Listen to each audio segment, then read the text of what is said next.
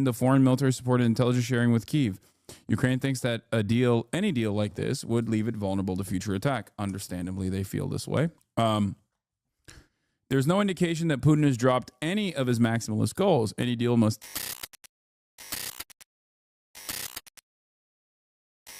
All right. Good evening.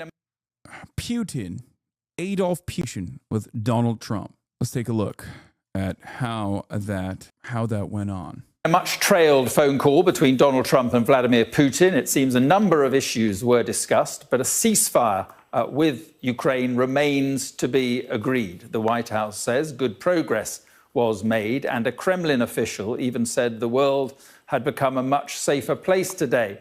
So what exactly was agreed in that 90-minute phone conversation? Well, Vladimir Putin ordered his forces not to attack energy infrastructure as part of a mutual 30-day limited agreement with Ukraine. They also discussed a potential maritime ceasefire in the Black Sea as part of that deal. Russia and Ukraine agreed to engage in a prisoner swap tomorrow, where each side would return 175 people. The Russian President Putin said he would also hand over 23 wounded Ukrainian servicemen as a gesture of goodwill. But the Russian president has a list of conditions, including that the West halts foreign military aid and intelligence information to Ukraine. Donald Trump also supported Vladimir Putin's idea to organize an ice hockey match between Russian and American players. Well, our U.S. correspondent... That's so fun, dude. That is... Donald Trump lives in the universe of movies. He is so perfect for America. He is such a perfect American president. That's incredible. That is incredible. This is movie mindset, dude. Straight up. He's like, yes, we should do boxing afterwards. Bring your best boxer. We'll put him up against one of our best boxers. That's right. James Matthews is at the White House. But first, let's speak to our Moscow correspondent, Ivor Bennett. Good evening, Ivor. So a limited ceasefire when it comes to energy and infrastructure, but really President Putin reaffirming those conditions. Yeah, that's right, Mark. So they have, as you say, agreed some kind of ceasefire, but it's nowhere near the ceasefire that was initially discussed and what was principally the aim of this call. Donald Trump wanted Vladimir Putin to sign up to this immediate 30-day truce along the front lines, which Ukraine accepted this time last week. It's taken them this long to get down to it, but what we've got instead is a much lighter version, a ceasefire whereby Russia and Ukraine have both agreed not to strike one another's energy infrastructure, and we're told by the Kremlin that Vladimir Putin has given the necessary military order for that to happen. And I think that's because Vladimir Putin had a bit of a balancing act with this phone call. He didn't want to upset Donald Trump, of course. He didn't want to incur his wrath because Russia has a lot to gain from better relations with Washington. There is talk in the last month of potentially the US lifting sanctions on Russia, readmitting them to the G7 to make it the G8 again, a reset of relations. That is what Vlad... So he had to give him something, but at the same time he wanted to emerge from this call with Russia's red lines still intact. He didn't want to give any ground on his maximalist positions, and it seems like he hasn't, because in the Kremlin's communique, there is quite a telling line, which is a bit of a refrain from Moscow. He said that, or the Kremlin said, the Russian president declared his readiness to thoroughly work out possible ways of settlement together with his American partners, which take into account the absolute need to eliminate the root causes of the crisis. Kremlin readout of the call is different than the White House one. The White House one didn't mention end of foreign aid. Quick breakdown of the Kremlin readout of Trump's call with Putin. It doesn't look like Putin is prepared to give any ground on his maximalist positions. Putin stresses that Russia's key condition to stop a conflict from escalating and moving towards a settlement would be a total end of foreign military-supported intelligence sharing with Kyiv. Ukraine thinks that any deal like this would leave it vulnerable to future attack. Understandably, they feel this way. There's no indication that Putin has dropped any of his maximalist goals. Any deal must take into account the unconditional necessity to remove the initial reasons for the crisis and Russia's legal security interests. That means effectively ending Ukraine's independence and post-Cold War security architecture in Europe. Putin hasn't agreed to Trump's proposal for a 30-day unconditional ceasefire, which Ukraine has. Instead, he pointed to a series of significant issues about how a ceasefire would be enforced and serious risks about whether Ukraine would adhere to it. Dude, I think I have something to say that I don't think anybody's going to like. I think that America's time as the global hegemonic power is coming to a fucking close. And both our allies and our adversaries are noticing the lack of motion that we have on the global stage and basically saying, what the fuck are you going to do about it? Oh, really? Oh, really? It is kind of Jover. It's kind of Jover, like big time Jover. No more credibility at the global stage. And while we're doing that, while that's happening, we just like our inability to recognize that is making us more angry, more resentful. And Trump's way of getting out of this rut is basically to just attack the remaining allies that we have. Weirdly enough, it just doesn't make any sense. Hey, come on, man. What about all the tech stuff we have? We're 99% ahead in tech. All the world's biggest companies that people use are here. No, first of all, MindDrive, LibDrive, China. One word, China.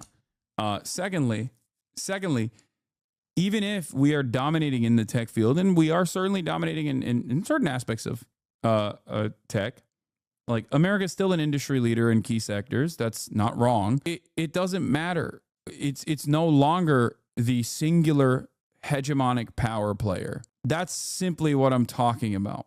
And a big part of why we're no longer the hegemonic power player, even in the field, in like tech or commodities, consumer products, things, services, is also because of a deep focus on short-term profit seeking. Like short-term profit seeking also creates a negative incentive structure where many of these corporations only care about their quarterly earnings reports and how their actions reflect on the stock price in general. And that also is putting America behind global competition coming from China. It is a very interesting predicament. But what I'm talking about here is foreign policy. I'm not even talking about like tech leadership. I'm talking specifically about America and the way that America used to operate. Our allies like Israel and our adversaries like Russia are taking note of the little power that the United States of America has, as long as they have the backing of a very powerful global competitor like China. Even if China itself, with respect to Russia, even if China itself is not an active participant in the same way that like America is with Ukraine, the fact that China is now seen as a global competitor that can still keep you going no matter what you do, as you are attacking a foreign nation. The fact that China exists out there in the periphery and can say like, look, we're not fully on board with everything that Russia is doing, but like we're kind of on board with it. You know what I mean? We're just going to let them do whatever they want to do, which is kind of the Chinese position at this point, right? If that alone is enough for Russia to be able to resist American dominance, if that alone is enough for Russia to say like, yeah, we're going to get all of our maximalist positions that we won over in the battlefield, that's a terrifying prospect for America enjoyers, I think. For those who have enjoyed the age of America. Is skipping again? Hold on, I'm going to do something real quick. It's going to skip okay. It should be good now. No, I know. I did that on purpose. Calm down. I did that on purpose. I tried to fix the ingest with the hopes that like I try to skip the ingest, fix the ingest with the hopes that like the skipping goes away, because I think that it's happening at the server side, not on the Twitch server, but my cloud server that I run this stream off of. But let's get back to this conversation. That is a phrase we've heard a lot in the past week or so, because when Vladimir Putin talks about root causes in his eyes. That is NATO's eastward expansion. It's essentially Kremlin code for saying that our security concerns need to be met, and for Ukraine never to join NATO. And I think he was probably also talking there about Russia's desire not to have any foreign troops there, any troops from NATO countries acting as peacekeepers. So it seems like Russia's red lines are intact. And the reason why Vladimir Putin is so reluctant to sign up to a straight ceasefire, of course, is because he feels he doesn't have to whilst they have the military advantage. The longer talk. Yeah, Putin made Trump wait for the call. Classic power move. Putin is meant to be seeking the Trump around now, but he's talking to a room full of oligarchs instead. Instead, if he's going to be late, Putin waves off the question. Asked if he's going to be late, Putin waves off the question and says not to listen to his spokesman. Заявлением Дмитрия Сергеевича Пескова ваш разговор должен до 18 часов. I'm willing, by the way, questions like that with Vladimir Putin are asked ahead of time, okay? That is a carefully crafted question coming from a spokesman who asked that question not as like a polite conversation or on accident. That was deliberate. The reason why he had his spokesman ask that question is because of the same reason why he was late to the conversation. Is deliberate. And no, when it comes to diplomacy, it's not dumb alpha shit. Are you kidding me? No, there's a difference.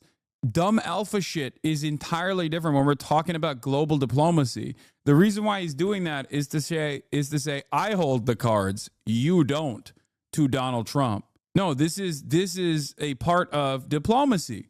He is not just aura farming or clip farming or being like an alpha bro or whatever. He is saying to Donald Trump, you look weak. You are weaker. You have to entertain. Because you came out and you said, I'm going to end the war in Ukraine in a day, like an idiot, and then actively undermined Zelensky, actively undermined the Ukrainian position, even went as far as like refusing to do intelligence sharing for an extended period of time with Ukraine. You set yourself up for this. You are reliant on me coming to the table and conceding to any demands that you make. And if I have demands of my own, you have to concede on that side because you've made assurances to your audience, to your voters that, you know, you made assurances to your audience and your voters that you were going to end this. So now the ball's in my court. Не знаю, насколько... Ну, не знаю, сейчас надо посмотреть, что на эту фразу скажет. By this count and the timing the Kremlin announced earlier, Putin was 1 hour late to his call. 1 hour late. He made Donald Trump wait for an hour. He made America wait for 60 whole minutes, dude. Are you crazy? Yeah. You look at that and you think, oh, that's like alpha behavior or whatever. He's just trying to be like alpha. It's like silly.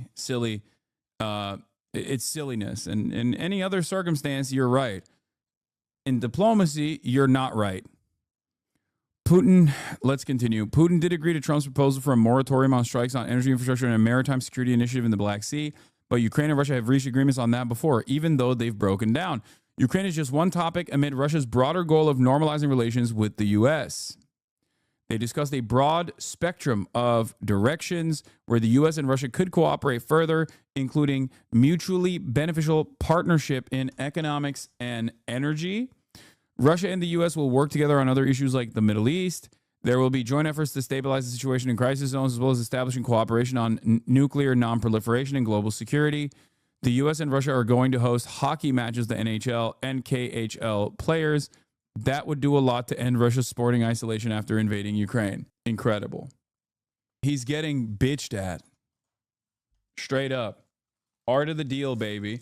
Vladimir Putin's going to turn around and be like, have you said thank you once? Vladimir Putin's going to turn around and have, I don't know, some national news broadcaster dress down Trump in the same way that, like, Trump had Marjorie Titan Greene's boyfriend yell at Zelensky. Then turn around and say, have you said thank you once? Suka blyat, have you said thank you once? Davai. Anyway, let's get back to go it. on before a ceasefire.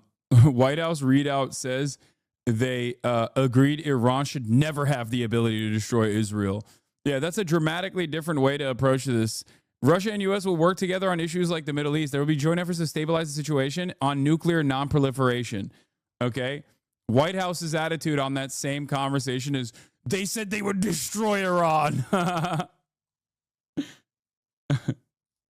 Yeah, he's going to have Lukashenko behave like his J.D. Vance. Yeah. The leader spoke broadly about the Middle East and region's potential cooperation to prevent future conflicts. They further discussed the need to stop proliferation of strategic weapons and will engage with others to ensure the broadest possible application. The two leaders shared the view that Iran should never be in a position to destroy Israel. This is some crazy stuff, man. So I guess Iran is getting that nuclear program after all. Who knows? Who knows? The more gains Russia makes, and particularly in Russia's Kursk region, where it seems like Ukraine's incursion there is all but over. I think Vladimir Putin is very keen to get that secured and get that wrapped up before there's any kind of pause in the fighting. So I'd say that the Kremlin would be very pleased with the outcome of this call. Because in effect, President Putin now has a little more room. Yeah, these guys saying that Iran nuclear proliferation must not happen basically means like the nuclear arms race is on the one hand Russia potentially giving nukes to Iran, and then America giving nukes to Saudi Arabia. Fucking awesome, dude. To carry on this war. Yeah, I think so. There's room to manoeuvre, clearly. Yes, there's no strikes on military infrastructure, but the key thing right now, the key goal for Moscow is totally expelling what happened with Charlie Kirk? The Ukrainian forces from the Kursk region. That was hugely embarrassing when that started at the beginning of August, that cross-border assault. It took the Kremlin and Vladimir Putin by surprise, and it's hugely embarrassing that it's gone on this long. Now that victory is in his sights there, he wants to kind of make Russia all Russian again. He doesn't want to let up. And he was in the Kursk region last week, dressed in military fatigues, as you can see. That was a very symbolic visit. And I think it really sent a message to Washington and Ukraine that he doesn't want to give up his military advantage, because he fears, of course, any pause in the fighting will allow the Ukrainians to rearm and regroup, and he fears he might lose that advantage. This is a way of giving himself that room to maneuver on the battlefield, and that could happen within days that the Ukrainian forces are completely expelled. So I'd say it's a bit of a fudge here, a ceasefire light, nowhere near the ceasefire that was initially touted and agreed last week with the Ukrainians and the US. Ivor, thank you very much. Let's go to James Matthews in Washington. And James, I suppose what President Trump can claim is that things are progressing. Yeah, and you know what? He can make these claims because the Russians have given him that opportunity. Look at the dressing around this deal, the hockey match between Russian players and American players. That will speak to Trump. He likes to talk sport. He likes to sell sport. And Americans, many in this country, care more about ice hockey, frankly, than they do about a war far away that they don't think affects them. The prisoner exchange, you can bet that Donald Trump will headline that as an achievement of his. So, you know, there is the dressing that allows Donald Trump to style himself as the artist of the deal, if you like. But I think he's been outboxed in this particular set of circumstances. If you look at the guts of this, I mean, key phrases jump out. Ivor talking there about the root causes and how Putin is ring-fencing what he sees as the root causes of all this. The root cause and the roots of this are that Putin thinks Ukraine belongs to Russia. Talk about the root causes. You talk about disarming Ukraine and essentially giving Putin the territorial advantage that he wants long term. So I can't see Ukraine agreeing to anything with regard to that. But more than that, there is the key line about American and presumably European assistance to Ukraine in terms of weapon supply and intelligence supply. Putin wants that to stop, a complete cessation he speaks about. So the scenario being presented by Putin is for Ukraine basically to stop having fresh weaponry, to do nothing, to be weakened during the period of any ceasefire, whilst, of course, at the same time, Russia can arm itself and rearm to the teeth, therefore strengthening its position during a ceasefire. And, of course, if the ceasefire results, if that breaks down, then you have a strengthened Putin, whilst Ukraine has been playing the gentleman's game and is left far weaker. So I think in Ukraine and in European capitals, they are looking at this through their fingers and praying that Donald Trump doesn't find a television camera anytime soon and say that is a deal worth signing, because I think that is a scenario whereby Europe and Ukraine have to turn to Donald Trump and say we simply cannot accept this. There are red lines drawn by Vladimir Putin through this agreement, really unacceptable to us. So I think we're at, there have been crisis points, have there not, throughout this whole episode. I think we've reached another one here.